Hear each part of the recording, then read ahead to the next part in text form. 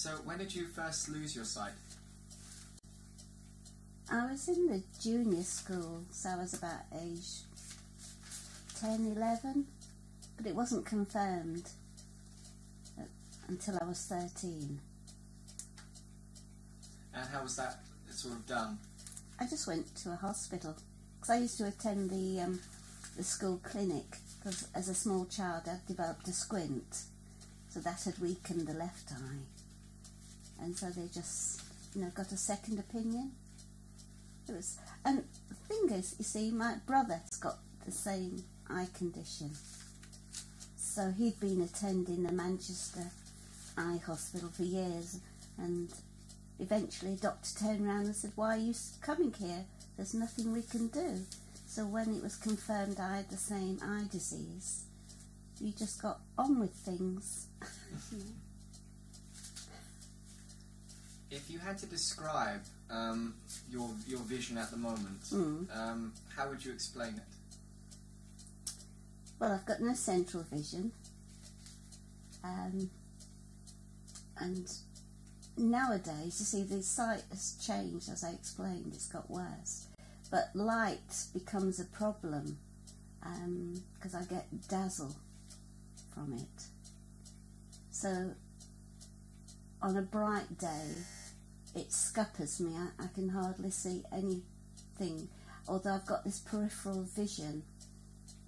If you look at a clock face, it's between like 3 o'clock and 6 o'clock.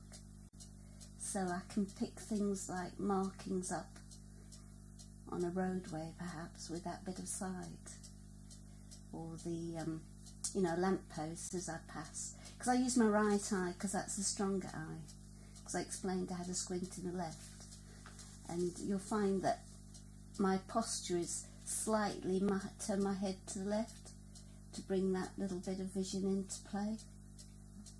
But when I'm talking to you, I'm listening to where your voice is, so I can't see you.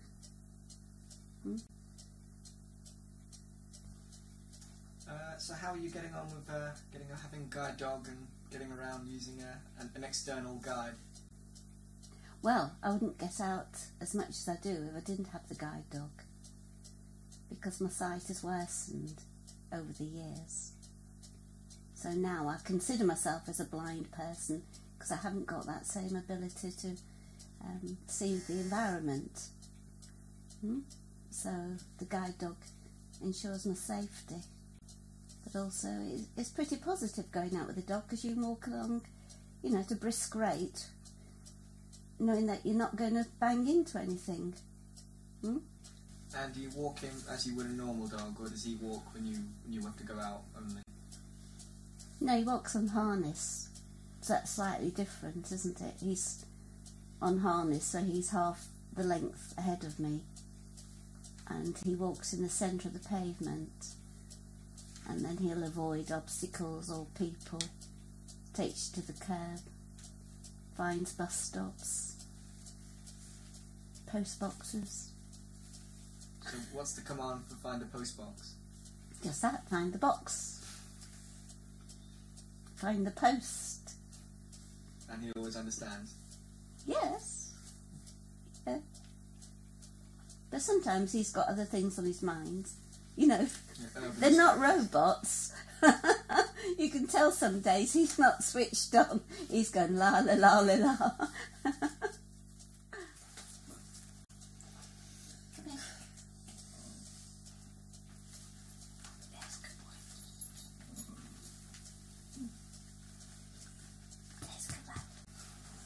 What most people are curious on is, how do you keep your house clean?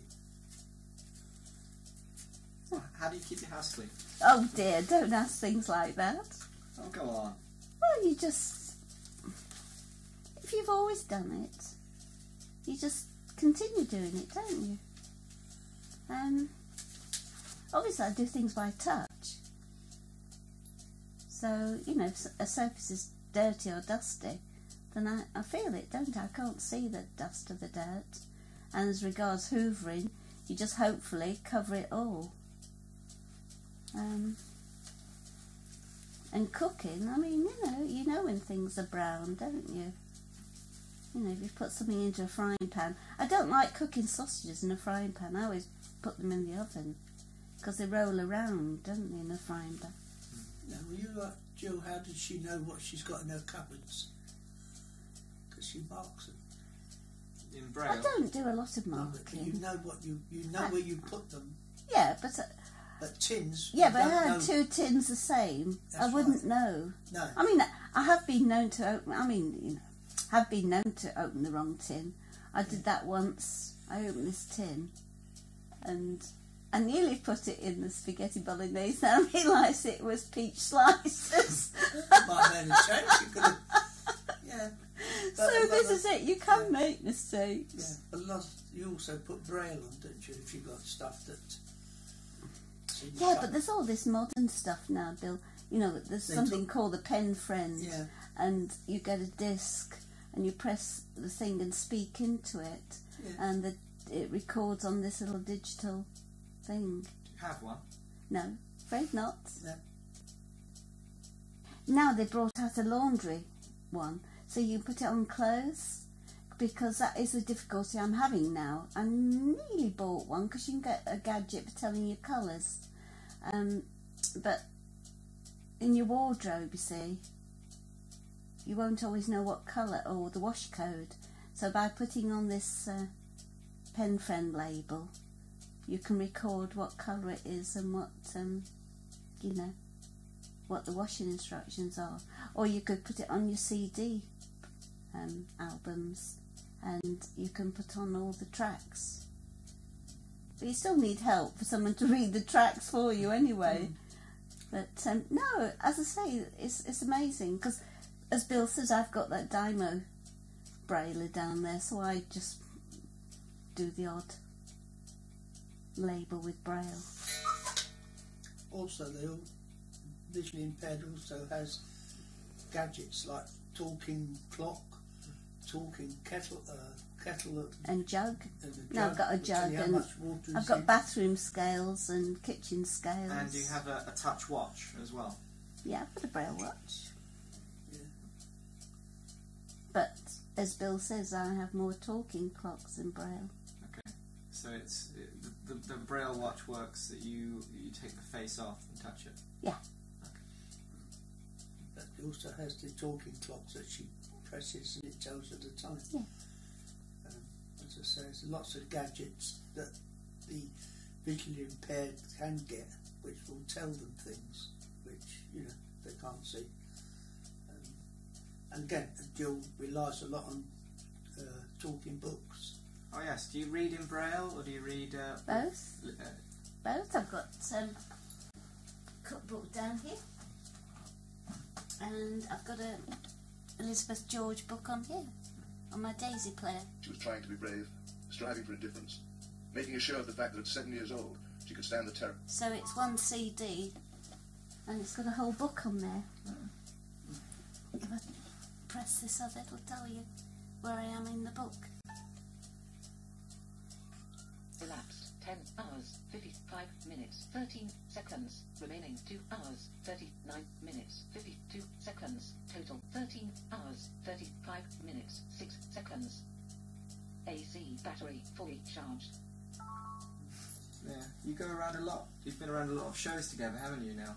A lot of things, if we go and see a thriller on the, you know, like a play, then all I describe to Jill is the scenery, because then the words are just saying. But if I say, oh, they've now gone into to a study and they've got the chairs and whatever, then Jill's mind would pick that up, and all you've got to listen to is like the wireless. You know, if you turn the wireless on, you'll get chairs moving, doors shutting, but you can't see it. But in your mind, you visualise what's going on. If you go like to the National Theatre up in London, they only do so many performances, and I think Orange Tree Theatre at Richmond do an audio describe, and you can have a touch tour of the stage as well, and the props.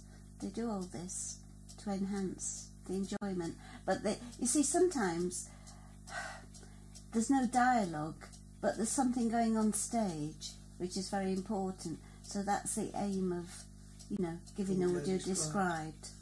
Yeah, he's now going over to you know, it's crucial. Yeah, they're getting something out of, you know, or there's somebody creeping around. Yeah. And even with something like a farce, they tell you. The thing is, though, if you go to a show and you've got visually impaired, and you're saying they're now going to a cupboard, they're now doing. People either side or at the back think, for God's sake, shut up. Yeah, but they would. We wouldn't be doing that. As I say, normally you wear a headset. And then they. That's fine. It's like if we go to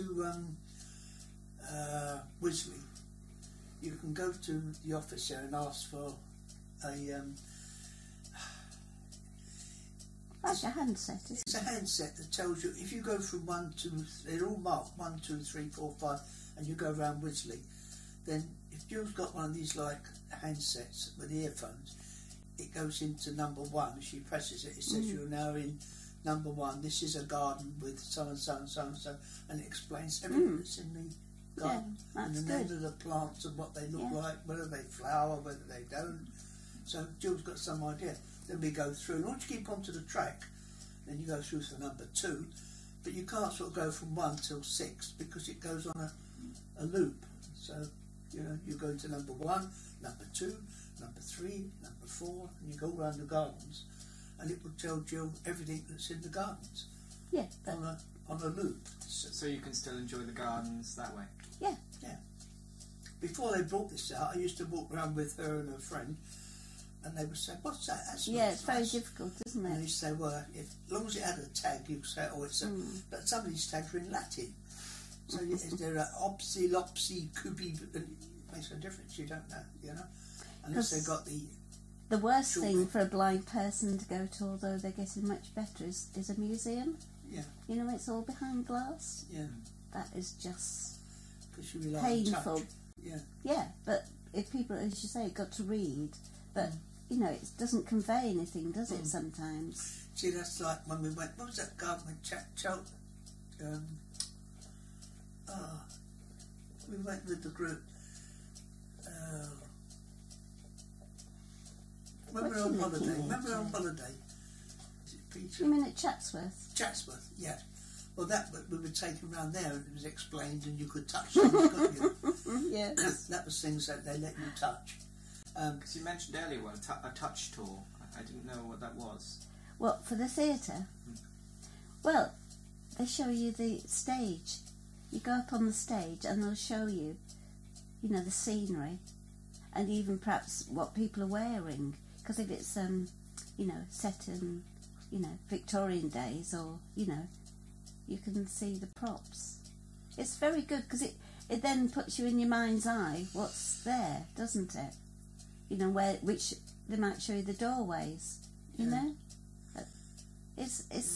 But touch tours, as I say, they're getting much better at it. Like museums we go to now, we arrange a trip to a museum, they will get out certain artefacts for you to have a feel. Because that's the whole point, isn't it? So he's saying behind this glass cabinet is this, that and the other. Yeah?